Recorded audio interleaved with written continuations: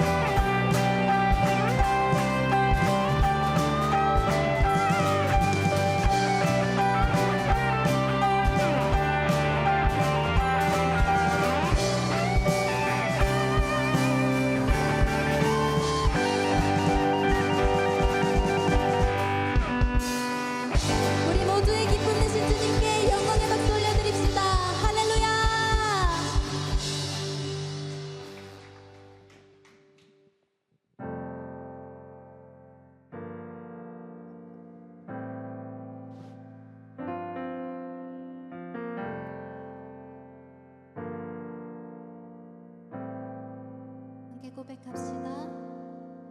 우리는 하나님의 자녀 저 살아가네 우리 거할 때 주님 나를 사랑하신 것 같이 우리도 서로 사랑할 수 있네. 우리는 주의 몸된 교회 뭐든지 제가 하나 될 때 예수님의 마음을 닮아가며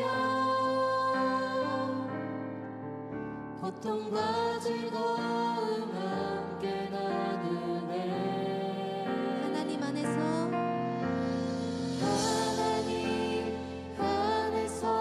우리 서로 이어져 주가 거하실 성전이 되네. 모퉁이 돌 대신 예수와 하나 되게 하신 성령 안에 함께 지어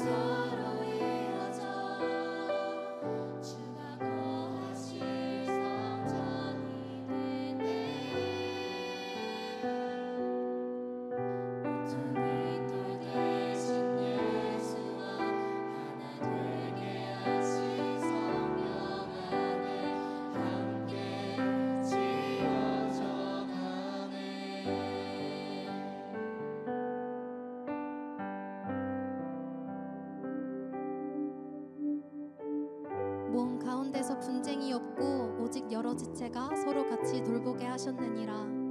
만일 한 지체가 고통을 받으면 모든 지체가 함께 고통을 받고 한 지체가 영광을 얻으면 모든 지체가 함께 즐거워하느니라. 너희는 그리스도의 몸이요 지체의 각 부분이라.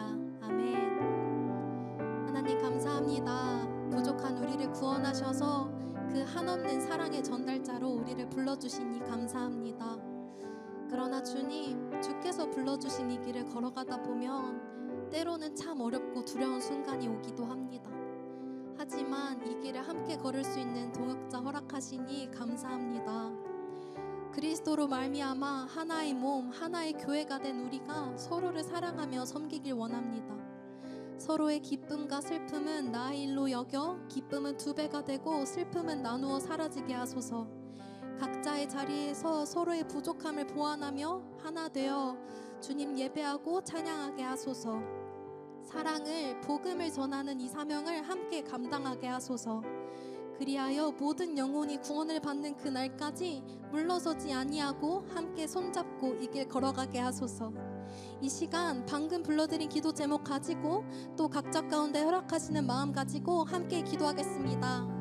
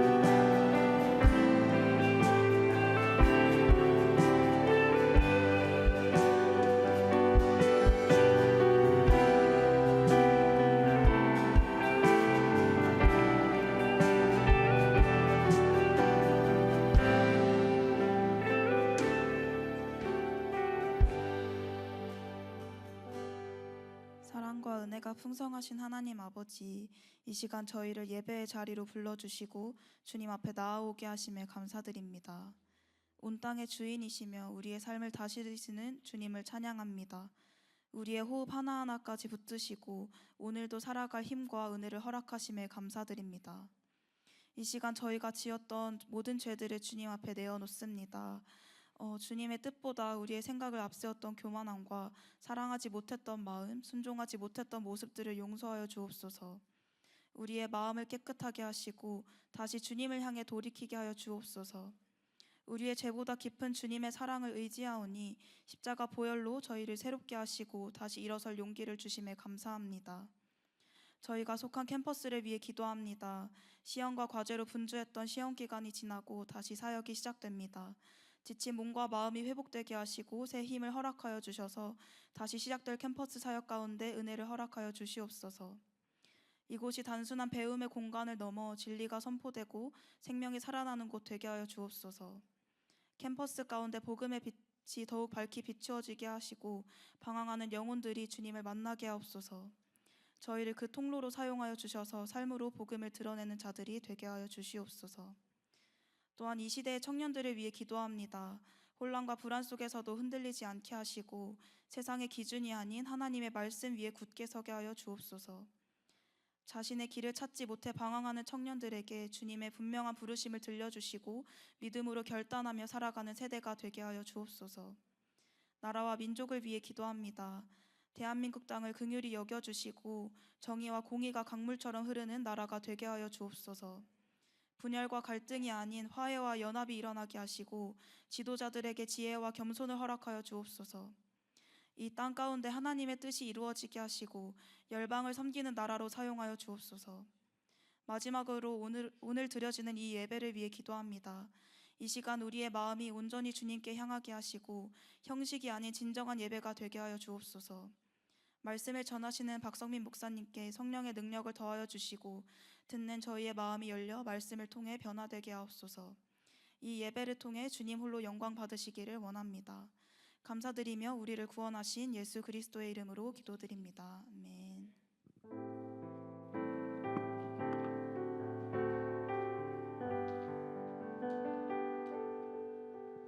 말씀 봉독하겠습니다. 오늘의 말씀 본문은 느헤미야 11장 17절과 빌립보서 4장 4절에서 7절입니다. 또 아삽의 증손 삽디의 손자 미가의 아들 마따냐이니 그는 기도할 때에 감사하는 말씀을 인도하는 자가 되었고 형제 중에 박부갸가 버금이 되었으며 또 여두둔의 증손 갈랄의 손자 삼무아의 아들 압다니. 주 안에서 항상 기뻐하라. 내가 다시 말하노니 기뻐하라. 너의 관용을 모든 사람에게 알게 하라. 주께서 가까우시니라. 아무것도 염려하지 말고 다만 모든 일에 기도와 간구로 너희 구할 것을 감사함으로 하나님께 아뢰라. 그리하면 모든 지각에 뛰어난 하나님의 평강이 그리스도 예수 안에서 너의 마음과 생각을 지키시리라. 아멘. 샬롬. 여러분들을 환영하고 축복합니다. 신앙생활에서 또는 믿음 생활에서 가장 중요한 요소 하나를 고르라면은 감사를 빼놓을 수가 없을 것입니다. 감사의 중요성, 필요성 아무리 강조해도 지나치지 않을 것입니다. 실제로 성경에 보면은 감사를 얘기하면서 여러분이 잘 아시는 말씀이죠. 데살로니가서 5장 18절에 범사에 감사하라. 그리고 뒤에 이런 것을 강조합니다. 이것이 그리스도 예수 안에서 너희를 향하신 하나님의 뜻이니라. 그뿐만이 아닙니다. 골로새서 3장 17절엔 무엇을 하든지 말에나 일에나 다 주 예수 이름으로 하고 그를 힘입어 하나님 아버지께 감사하라. 에베소서 5장 20절도 범사에 우리 주 예수 그리스도 이름으로 항상 아버지 하나님께 감사하며. 특징을 보면은 범사에, 그러니까 in all circumstances, 그 다음에 항상 always, 무엇을 하든지 in everything, 굉장히 강조가 되어 있습니다. 근데 이걸 갖다 보면서 우리가 딱 느끼는 게 뭐냐면 감사는 부분적인 게 아니구나, 전 존재적인 삶의 방식이구나라는 것을 보게 됩니다. 근데 한번 생각을 해봅니다. 일들이 잘 돌아가고 모든 것이 계획대로 돌아가고 특별한 일이 없을 때 이 말씀을 드리면은 그냥 뭐 그렇지, 감사할 만하지, 감사라고 하는 것이 그렇게 어렵지 않고 맞습니다. 감사합니다 하나님, 이렇게 잘 진행되게 해주시니 감사합니다. 소위 감사할 만한 상황이 벌어질 때 감사는 어렵지 않습니다. 그런데 뭔가 계획이 성취가 안 되고 상황이 무너져 버리고 마음속에 감사의 느낌이 들고 있지 않을 때, 감사하기가 힘이 들 때, 감사하기가 어려울 때, 그때 어떻게 하느냐라고 하는 질문입니다. 여기에 중요한 진리 하나를 갖다가 오늘 하나님께서 우리 모두에게 붙들기 원하십니다. 뭐냐면 감사는 생겨나는 것이 아니고 찾아가는 것이다라고 하는 겁니다. 우리는 늘 생겨나는 것이다라고 하는 생각으로 감사를 그렇게 이해를 합니다. 왜냐하면 감사를 느낌이라고 받아들이기 때문입니다. 감사는 물론 느낌입니다. 근데 하나님께서 말씀하신 요구하시는 감사는 느끼기에 감사하는 것이 아니고 감사를 찾는 믿음을 가지고 살아야 된다는 겁니다. 오늘 봉독한 말씀 중에 느헤미야 말씀이 나옵니다. 느헤미야 시대를 보면요, 잘 아시다시피 느헤미야 때 성벽은 무너졌습니다. 도시는 파괴됐습니다. 백성들은 낙심하고 있습니다. 모든 것이 최악의 상황이었습니다. 그런데 그런 가운데 특별한 한 사람이 세워지죠. 한 사람의 역할이 바로 뭐냐면은 감사의 말씀을 찾아가지고 기도하게 하는 말씀이에요. 저는 이게 굉장히 특별하게 다가왔습니다. 제가 좋아하는 찬양 하나가 있습니다.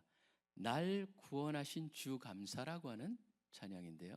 이 찬양은 어거스트 스톰이라고 하는 분이 작사를 한 겁니다. 근데 이 어거스트 스톰이라고 하는 사람의 작사를 보시면은 이분은 37살 때 사고를 당해가지고 척추 등을 다쳐가지고 하반신이 마비가 돼서 휠체어를 타고 다니시는 구세군 장교였습니다. 그렇게 상황이 됐음에도 불구하고 지속적으로 일을 하다가 섬기다가 52살 때 세상을 떠나게 되는데, 그분의 가사가 이게 뭐 우리 CCM 가수들이 부를 때 제가 좋아하는 특별한 가수가 이걸 들을 때 참 저도 은혜가 되는데, 여기 보면 이렇게 돼 있습니다. 제가 여러분이 잘 아실 수도 있지만 한번 잠깐 읽어보겠습니다. 날 구원하신 주 감사, 모든 것 주신 감사, 지난 추억이네 감사, 주 내 곁에 계시네, 향기로운 봄철의 감사, 외로운 가을 날 감사, 사라진 눈물도 감사, 나의 영혼 평안해, 응답하신 기도 감사, 거절하신 것 감사, 해처럼 높으신 감사, 모든 것 채우시네, 아픔과 기쁨도 감사, 절망 중 위로 감사, 측량 못할 은혜 감사, 크신 사랑 감사해, 길가의 장미꽃 감사, 장미꽃 가시 감사, 따뜻한 사랑의 가정, 일용할 양식 감사, 기쁨과 슬픔도 감사, 하늘 평안을 감사, 내일의 희망을 감사, 영원토록 감사해. 참 굉장히 가사가 아름답습니다. 저도 맨 처음에 이 가사를 들으면서도 이 누가 이렇게 아름다운 가사를 만들었을까 그랬더니 돌아가 보니까 바로 불구의 상황에서 휠체어를 타고 다니면서 전 구세군 사역을 하셨던 그 장교 한 분이 쓰신 거라는 걸 듣고 마음에 참 와닿았습니다. 오늘 말씀, 감사는 찾아가는 것이다. 자, 그것을 갖다가 제가 주제로 던졌습니다. 여기서 한번 세 가지 포인트를 생각해 봅니다.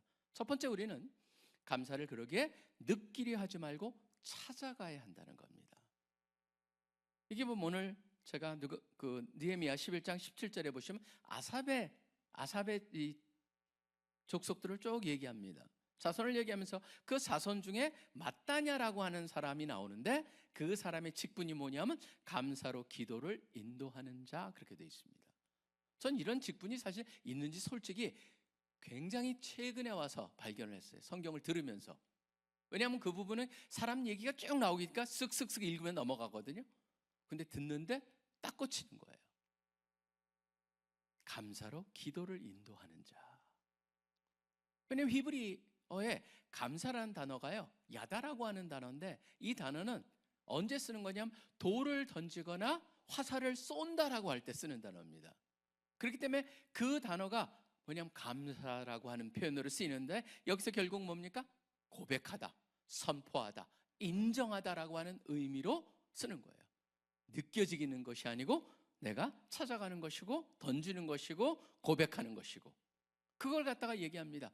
의지적인 선택이라는 것을 분명히 합니다. 우린 종종 이렇게 얘기하죠.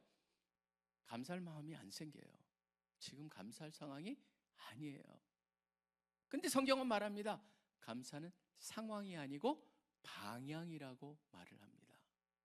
그게 바로 우리가 오늘 이곳에서 분명히 받아야 될, 왜 하나님께서 그런 어려운 가운데서 그런 직분을 세우게 하셨을까를 생각해 봤을 때 그것을 얻을 수가 있습니다. 시편 기자들 보면은 굉장히 많은 것을 찾을 수가 있어요.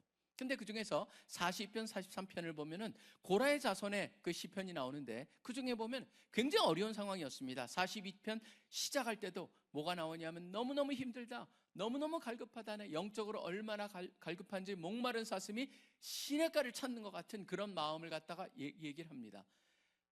간사하고 불의한 이들의 핍박 속에서 조롱을 받습니다. 심지어 거기 보면 뭐라면, 그래 네가 그 쫓는 네 하나님이 어디 있느냐, 조롱을 받습니다. 그렇기 때문에 거기서 시편 기자가 얘기합니다. 눈물이 주야로 내 음식이 되었습니다 라고까지 얘기를 합니다. 그런데 그 가운데서 끝부분에 뭐가 나옵니까? 40편, 43편은 연결이 되어 있습니다. 두 번씩이나 나오는 게 이런 얘기가 나옵니다. 내 영혼아, 네가 어찌하여 낙심하며 어찌하여 내 속에서 불안해하는가? 너는 하나님께 소망을 두라. 나는 그가 나타나 도우심으로 말미암아 여전히 찬송하리로다. 자기한테 뭐랍니까? 명령을 하는 것을 볼 수가 있습니다. 감사를 찾아가는 것이죠. 우리가 감사를 찾아간다는 것은 이건 심리학적으로도 굉장히 중요한 것이라고 하는 걸 마틴 셀리그만과 같은 긍정의 심리학자들은 그걸 알고 있습니다.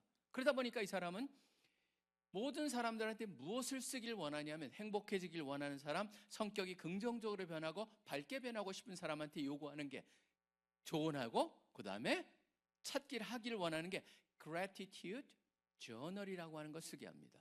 감사 일기를 쓰게 합니다. 감사 일기를 쓰게 하는데 매일 감사 3가지를 기록하게 합니다. 그러고 나서 실험을 해봤어요. 2주에서 4주 지나가지고 조사해 보니까 우울이 감소하고 행복감이 증가하고 관계가 개선되었다는 것이죠. 감사는요, 우리가 감사하면 현실이 바꿀 것이다. 저는 그것을 그런 식으로 보면 곤란합니다. 뭐냐면 감사는 현실을 바꾸기 전에 상황의 해석 방식을 바꾸는 겁니다. 왜냐하면 모든 게 해석이거든요. 우리가 어떻게 받아들이냐라고 하는 겁니다. 그렇기 때문에 12지파의 그 정탐꾼들이 갔을 때 10명과 2명의 차이는 뭡니까? 해석의 차이입니다. 인생은 결국은 해석의 차이입니다. 근데 인간은 기본적으로 10명을 많이 닮았습니다. 부정성 편향이라고 얘기를 합니다. 어떤 사람은 그게 생존 본능이라고 심리학자들은 얘기하지만 이거는 죄의 결과라고 생각을 합니다. 뭐든지 부정적인 것으로 우리가 네거티비티 바이어스라고 하는 부정성 편향이 바로 우리의 기본적인 디폴트 모드입니다. 그게 우리가 지금 죄로 인해서 여러분이 다 어려서부터 정도의 차이가 있지 뭐든지 다 부정성 편향을 가진 존재, 그게 내 디폴트구나. 그걸 인정할 때만이 우리는 거기서 답을 찾아갈 수가 있는 거예요. 고린도후서 4장 4절을 여러분 나중에 읽어보세요. 뭐라고 나와 있습니까? 이 세상의 그 마귀가 믿지 않는 자의 눈을 그렇게 흐리게 있다는 거예요. 죄를 갖다가 자극해가지고 그렇게밖에 살지 못하게 만드는 그러한 일에 우리가 빠져 있다라고 하는 겁니다. 그렇기 때문에 감사는 뭡니까? 저는 이렇게 말할 수 있다고 생각합니다. 찾아감으로써 현실을 다시 보는 훈련입니다. 현실을 다시 보는 훈련. 감사를 느끼는 것이 아니고 찾아가야만 되는 이유입니다. 하나님께서 우리 모두에게 무엇을 말씀하십니까? 모든 것이 내 손에 있다. 그렇기 때문에 너희는 먼저 나를 의지하면서 감사를 찾아가라. 그래서 감사를 찾아가는 find하는 F, 첫 번째 월드, 제가 여러분의 기억을 돕기 위해서 find 해라. 감사를 찾아가자. 그 다음에 두 번째는 fix, 고정해라. 어디에 고정하냐면은 상황에 고정하는 게 아니고 하나님께 고정하는 겁니다. 그래서 상황 속에서가 아니라 하나님 안에서 감사를 찾으며 발견해야 한다는 겁니다. 오늘 빌립보 4장 4절이 그렇게 얘기하고 있습니다. 주 안에서 항상 기뻐하라라고 얘기합니다. 주 안에서. 기쁨의 근거가 더 이상 상황이 아니라고 하는 것이죠. 하나님이라는 사실을 분명히 합니다. 이 얘기를 하고 있는 사도 바울은 지금 어떤 상황입니까? 절대 기뻐할 수가 없는 상황입니다. 왜냐하면 빌립보서는 잘 아시다시피 사도 바울이 옥에 갇혀 있습니다. 옥 안에 갇혀 있으면 옥중 서신을 보내는 거죠. 지금 사도 바울은 감사할 이유가 사실은 그렇게 보면 상황적으로는 굉장히 어려웠을 겁니다. 감옥에 있습니다. 그 다음에 자유도 없습니다. 미래도 불확실합니다. 생명의 위협도 있습니다. 근데 감사라고 얘기를 합니다. 이걸 통해서 우리가 분명히 알 수 있는 건 뭡니까? 감사는 상황에서 나오지 않습니다. 하나님에서 나온다라고 하는 사실입니다. 그러면 4장 6절에 보면 연속해서 이렇게 얘기합니다. 아무것도 염려하지 말고 하나님께 모든 것을 감사함으로 아뢰라라고 얘기하고 있습니다. 저는 이렇게 기도를 갖다 정의해 봅니다. 여기서 통해서 볼 수 있는 거는 진정 하나님께서 우리한테 역사하시고 우리한테 평강을 주길 원하시냐? 그럼 우리 기도가 하나님 이거 해결해 주세요, 저것 해결해 주세요가 아닙니다. 오히려 기도는 뭡니까? 문제를 말하는 게 아니고 감사와 함께 하나님께 맡기는 겁니다. 하나님 이게 힘들어요. 하나님 그렇지만 하나님께서 모든 것을 주관하고 계시잖아요. 제가 하나님께 맡겨드리길 원합니다. 왜 그러냐면요, 우리가 문제를 계속 가지고 있잖아요. 여러분, 뾰루지랑 굉장히 비슷합니다. 자꾸 만지면 어떻게 됩니까? 커집니다. 성냅니다. 문제는 바로 뾰루지 같은 거예요.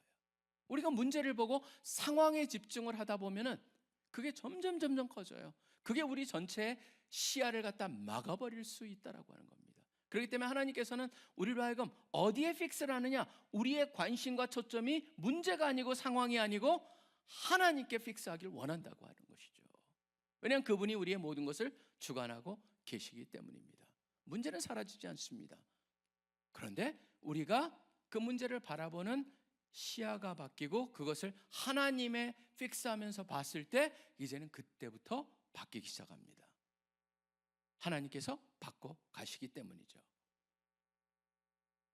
여러분이 너무나 잘 아시는 찬송, 그 찬송을 쓴 사람 하나를 얘기를 하겠습니다. 호레이시오 스태포드라고 하는 사람입니다. 이 호레이시오 스태포드라고 하는 사람이, 이 사람은 굉장한 부자였습니다. 19세기에 시카고라고 하는 데서 아주 그 로여였고, 그러니까 굉장히 유능한 변호사였고, 부동산 투자를 해가지고 돈을 엄청 번 사람이고, 무디랑 같이 사역을 했던 사람이에요. 근데 시카고에 이 사람이 하던 중에, 시카고에는 굉장히 유명한 사건들이 나오는데 그 중에 하나가 바로 뭐냐면 시카고 대화자라는 게 있습니다. 1871년에 시카고 대화자가 일어나는데 얼마나 엄청난 화재였냐면은 시카고에 살고 있는 모든 사람들의 3분의 1이 다 이재민이 돼버립니다. 타가지고 도시 전체가 불에 휩싸일 정도였어요. 엄청났는데 그때 재산이 거의 사라져버립니다. 이 사람이 재산이 사라져버리고, 조금 있다가 두 번째는 그의 사랑하는 아들, 유일한 아들이 병으로 죽어버립니다. 두 번째, 그 다음에 세 번째, 또 휴가를 얻기 위해서 유럽 쪽으로 여행을 하는데 자기 일이 생겼기 때문에 아내랑 네 딸을 갖다가 먼저 배를 태워 보냅니다.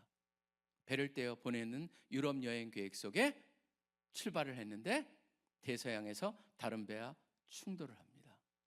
200명이 죽는데 그 중에 딸 넷이 다 죽습니다. 그래서 아내가, 그때는 전보를 보내기 때문에 짧게 보내야 됩니다. 그 내용이 뭐냐면 saved alone, 나 혼자만 살아남았다라고 하는 편지였습니다. 그거를 이 사람이 받고 나서 어렵게, 힘이 너무 들었겠죠. 그리고 배를 타고 갑니다.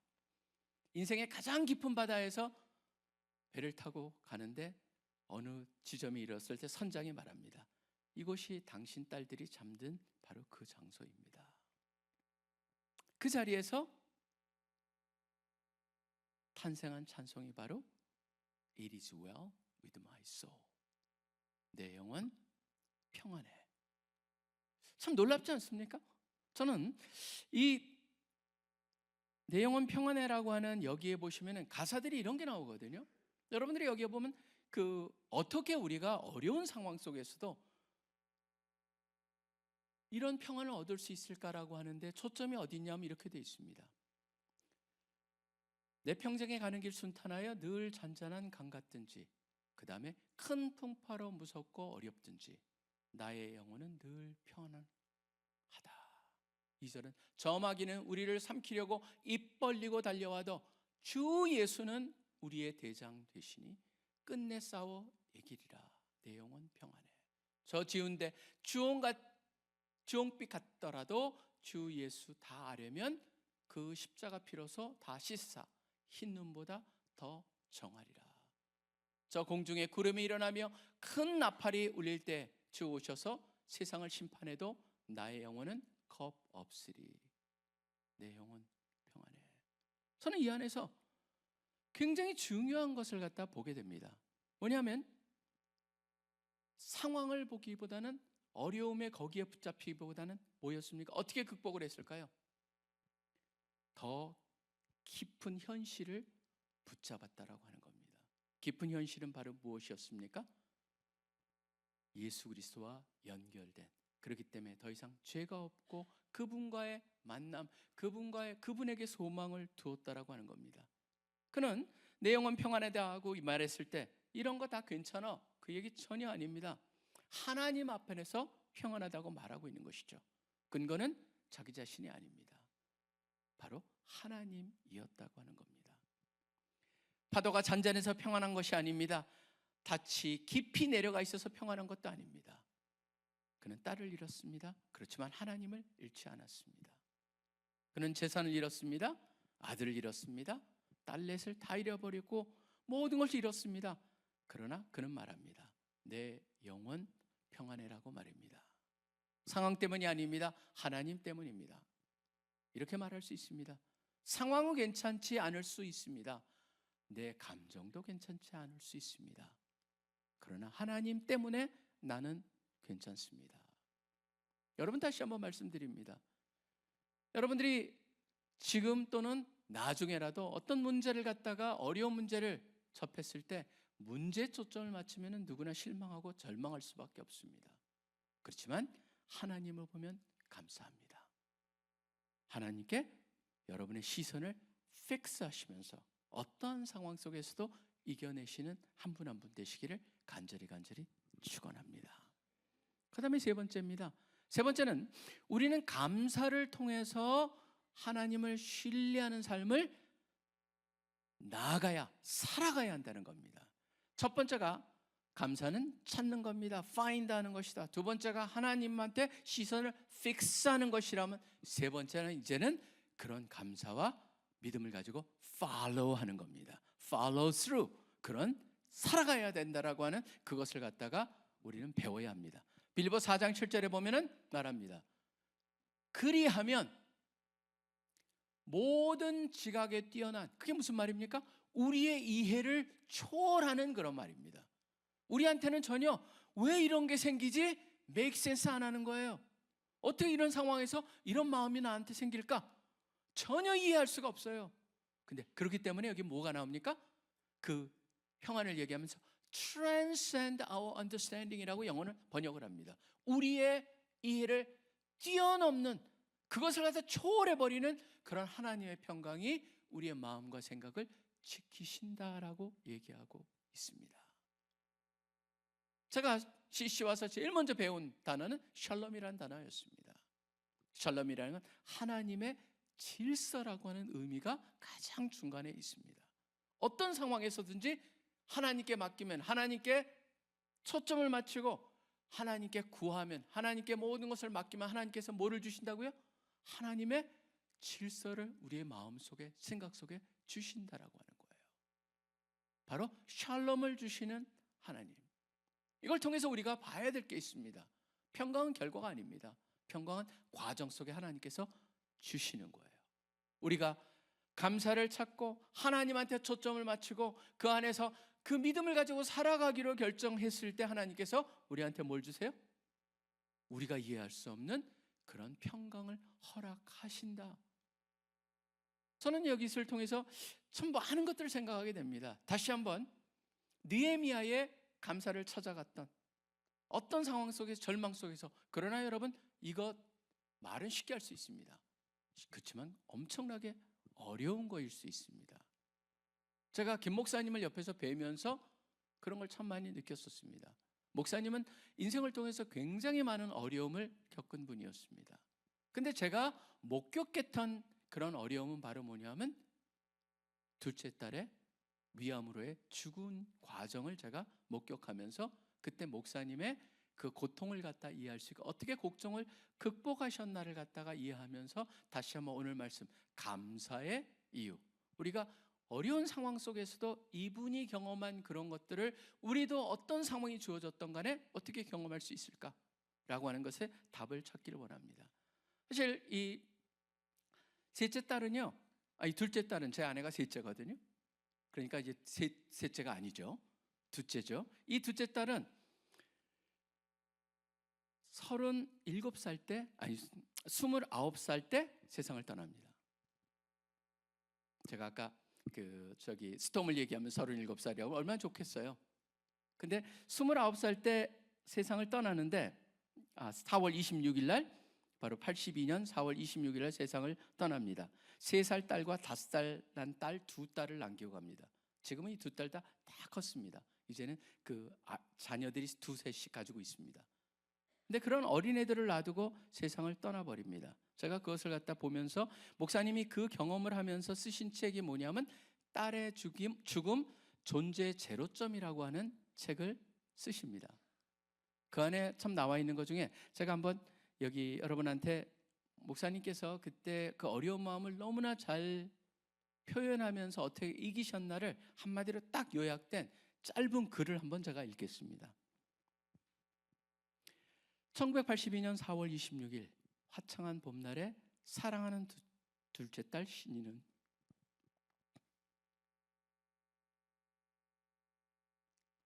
3살과 5살 난 두 딸과 남편을 남겨놓고 만 29세 일기로 세상을 떠났다.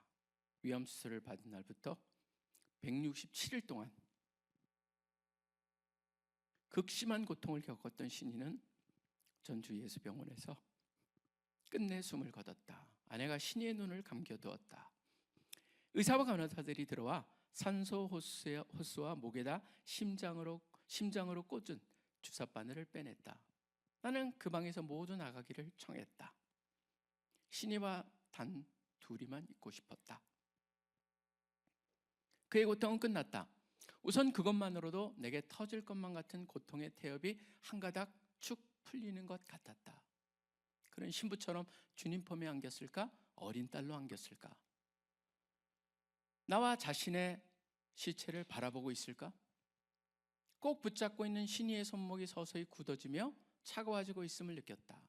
종이장같이 마르고 창백한 얼굴은 분명 태풍이 지나간 뒤에 호수같이 잔잔하다. 지상에 산 사람 얼굴 중에 이토록 성스럽고 가난한 여인의 얼굴이 있을까? 시간이 흐른다. 나는 언어도 행동도 존재조차도 정지된 제로점에 선 것이다. Be nothing, do nothing, say nothing. 십자가상의 주님을 쳐다본다. 가시관 밑으로 피가 줄줄 흐르고 있다. 주님의 제로와 나의 제로, 주님의 고통과 내 고통, 주님의 죽음과 내 죽음, 신의 죽음이 만나고 있는 것일까? 잠시 뒤에 생각했지만 나는 주님이 섭섭했던 것이다. 그리고 가냘픈 아이에게 그리도 가혹한 고통을 주시다니 주여 하고 부를 힘이 없었던 것이다. 이윽고 내게는 한 기적이 일어났다. 깊고 깊은 존재의 밑바닥, 주님이 뚫어버린 지하에서 지하수가 솟듯 세미한 음성으로 한 찬송이 터지고 있었다. 찬송의 영이 주어진 것이다. 거기 너 있었는가 그때?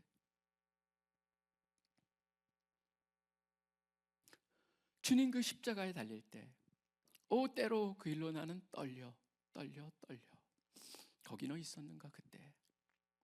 그것은 분명 내 찬송이 아니다. 내 속의 성령이 내 대신 부른 찬송이다.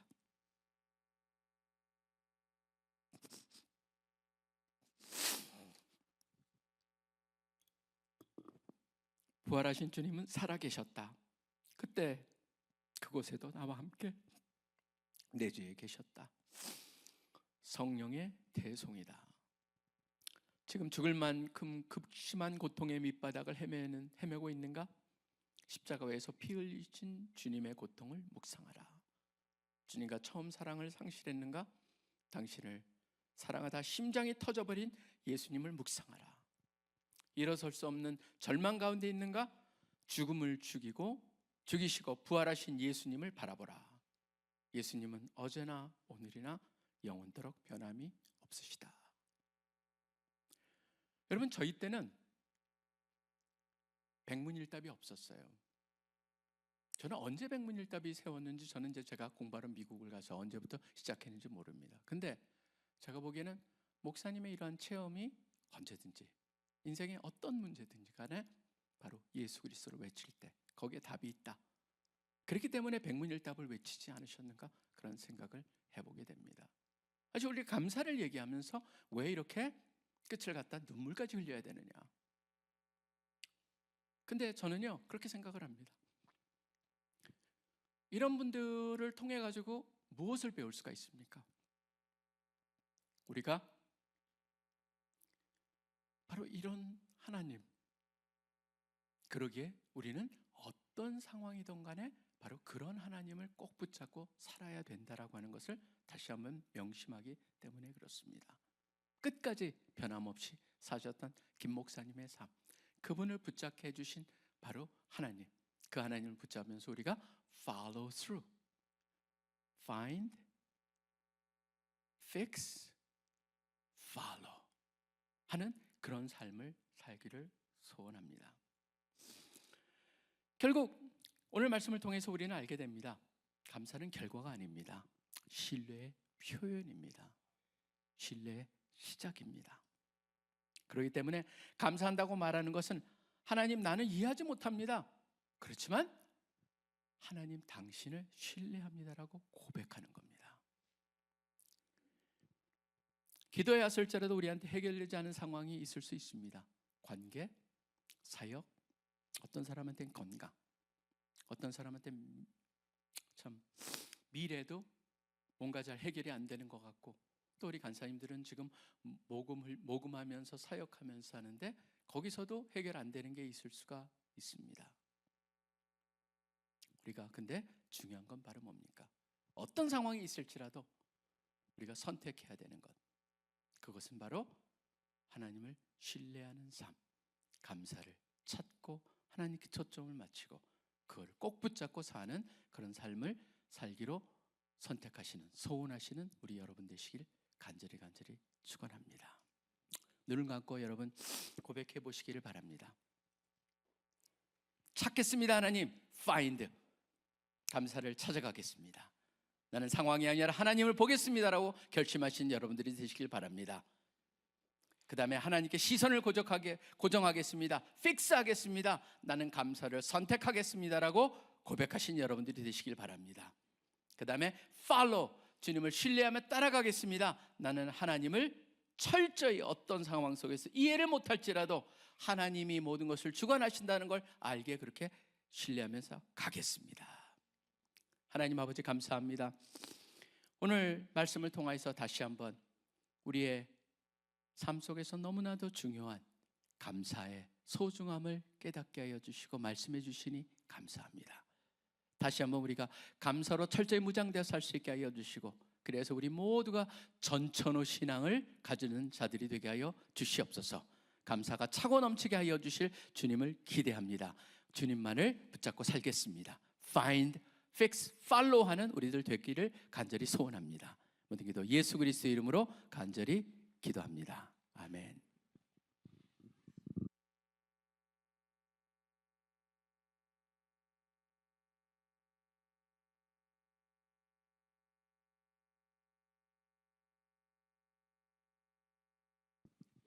이 시간 하나님의 은혜 찬송하심으로 기도의 자리로 나아가겠습니다.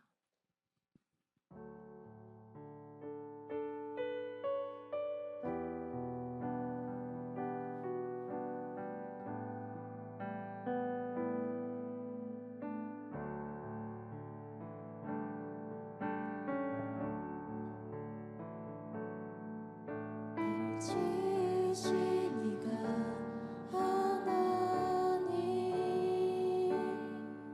나를 부르시니가 하나님,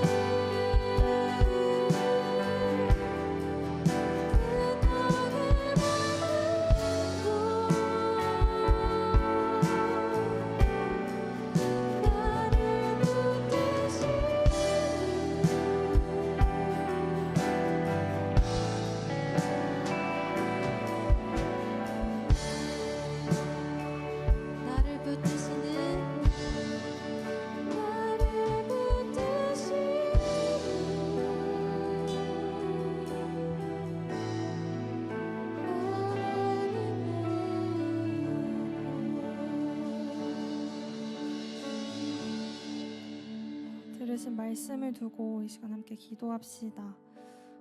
고된 하루를 살아내고 집으로 돌아가던 길 감사를 고백할 힘조차 남아있지 않던 제게 하나님은 저의 삶을 애워싸는 하나님의 은혜를 묵상하게 하셨습니다. 하나님의 은혜가 또 하나님의 사랑이 저의 삶의 모든 것을 정말 단 한 구석도 빠짐없이 애워싸고 계시는구나 깨닫게 하셨습니다. 그렇게 하나님의 은혜를 바라보자 더 이상 제 안에 있던 염려와 두려움은 씻겨 내려가며 그저 감사의 고백을 하나님께 올려드릴 수밖에 없었습니다. 사랑하는 여러분, 그곳이 어디이든 어떤 상황이 우리에게 주어졌든 하나님께서 그 자리에서 은혜로 우리의 삶을 애워싸고 계시기에 정말 우리에게 감사할 이유는 단 한순간도 빠짐없이 주어져 있습니다.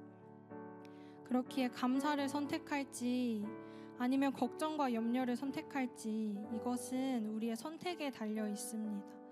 이 시간 상황과 상관없이 감사를 찾아가는 믿음이 우리 안에 있기를 구하며 이렇게 함께 기도했으면 좋겠습니다. 하나님, 저의 삶을 애워싸시는 주님의 은혜에 감사합니다. 하나님, 십자가로 확증하신 주님의 사랑에 또 실망시키지 않으시고 미래와 희망을 주시는 주님의 계획에 감사합니다. 어떠한 상황에도 우리의 감사할 이유 되어 주심에 감사합니다. 하나님, 상황이 아닌 상황보다 크신 하나님을 바라보고 그리하여 주 안에서 기뻐하고 또 감사하는 우리가 되게 하여 주시옵소서.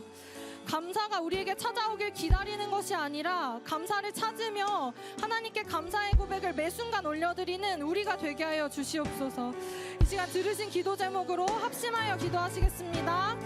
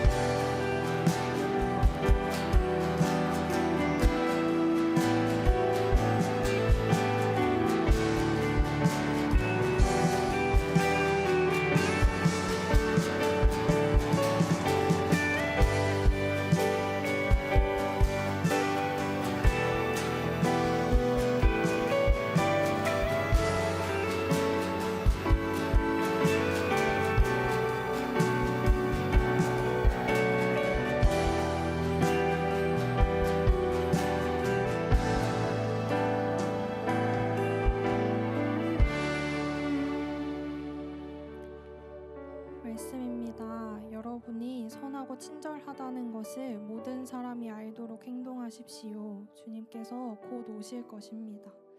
아멘. 주님 다시 오실 날이 가까워지고 있습니다. 이때 우리의 선함과 친절함을 모든 일들이 알도록 행동하는 것은 주님 다시 오시기 전에 우리의 모습을 통하여 예수님의 살아계심을 증명하고 또 예수님이 어떤 분이신지 세상이 알도록 하라는 말씀으로 제게 다가왔습니다. 그렇게 우리가 삶의 자리에서 해야 할 일은 우리 안에 계신 예수 그리스도의 밝은 빛이 만나는 모든 사람 앞에 비치게 하여 그들로 하여금 우리의 착한 행실을 보고 하나님께 영광을 돌리게 하는 것입니다. 그렇지만 자신의 삶을 살아내기 또 자신의 것을 채우기에도 급급하다 말하는 세상 속에서 어느샌가 마음의 넉넉함을 잃은 채 살아가기도 하는 것 같습니다. 이 시간 먼저는 예수 그리스도로 말미암은 그 밝은 빛을 내지 못했던, 때로는 그 빛이 내 안에만 머물러 있었던, 또 때로는 내 힘으로 그 빛을 내보려 하다가 소진되어 낙심했던 모든 모습들을 돌아보며 이 시간 함께 회개합시다. 그리고 우리에게 넉넉한 마음을 허락하시기를 기도합시다. 우리에게 주어진 은혜를 이제는 우리도 베풀며 살아갈 수 있기를 기도합시다. 그 은혜가 우리를 채우고 넘쳐 우리가 거한 곳으로 또 만나는 모든 이들에게로 흘러가기를 기도합시다. 주님의 성품을 닮은 우리를 통해 맺어지는 그 성령의 열매를 통하여 정말 우리가 만나는 모든 이들이 예수님의 살아계심을 경험하고 또 예수님이 어떤 분이신지를 알게 되기를, 그리하여 함께 하나님께 영광을 돌리게 되기를 원한다고 이 시간 예수님 닮은 삶을 결단하며 들으신 기도 제목으로 주여 한번 부르짖고 합심하여 기도하시겠습니다.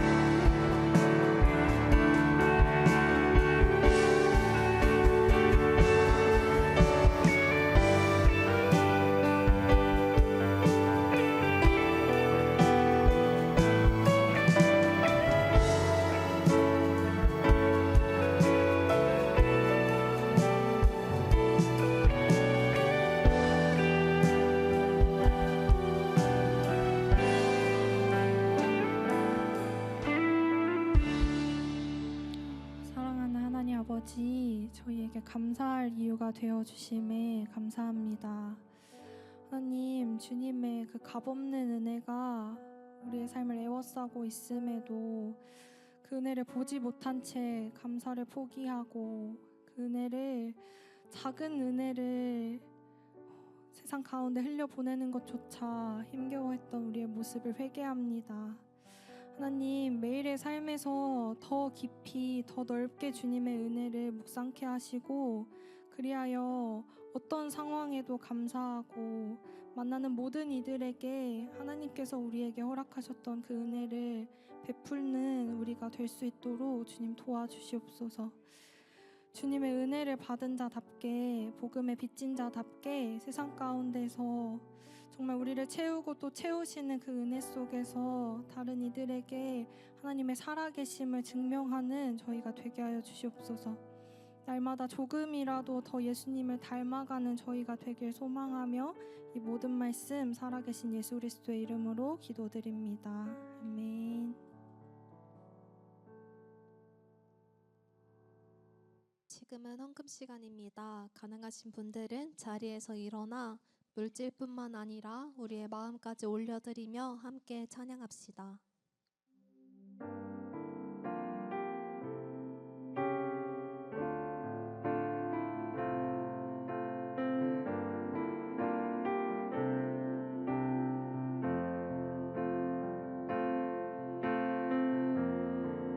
나의 모습, 나의 모습, 나의 소유, 주님 앞에 모두 드려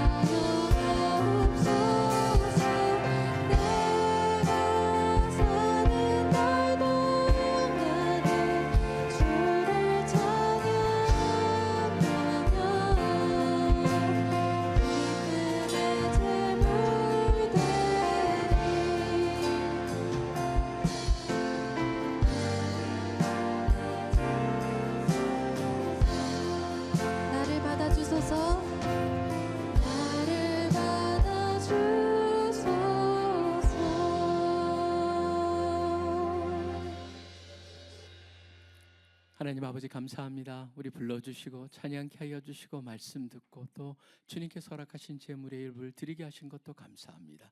모든 것이 주님으로부터 왔다는 것 잊지 않고 사는 우리들 되게 하여 주시옵소서.